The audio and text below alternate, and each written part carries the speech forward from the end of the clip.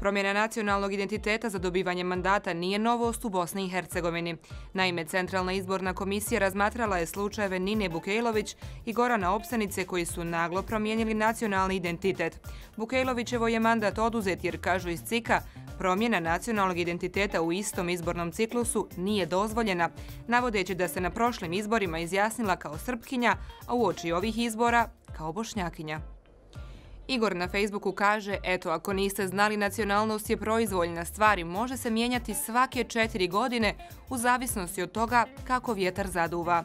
Ivana Marić piše, predsjednica omladine SDS-a Nina Bukejlović se na izborima izjasnila kao Bošnjakinja, a da je ušla u Narodnu skupštinu Republike Srpske, podržala bi SNSD. Jel se vi nakon ovoga prestravite kada pomislite da na mladima svijet ostaje? Agent tajne sile tvita, evo javljaju da je sud oduzeo mandat Nini Bukejlović. Kažu da proba ko Hrvatica.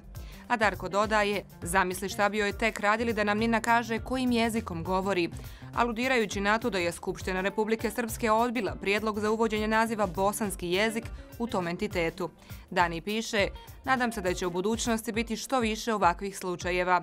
Odličan način da se pokaže sav besmisao trenutnog sistema u kome je etnička pripadnost temelj političkog predstavljanja.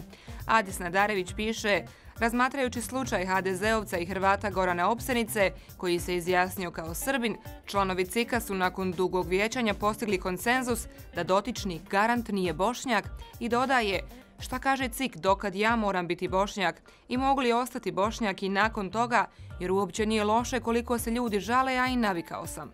A Srđan Puhalo kaže, probudih se i ne znam jesam li Srbin, Hrvat ili Bošnjak, ali skontah nisam se kandidovao na izborima pa mi odmah lakše. Adnan na to odgovara, možete provjeriti u CIK-u, ne samo da znaju šta ste, već i do kada ste.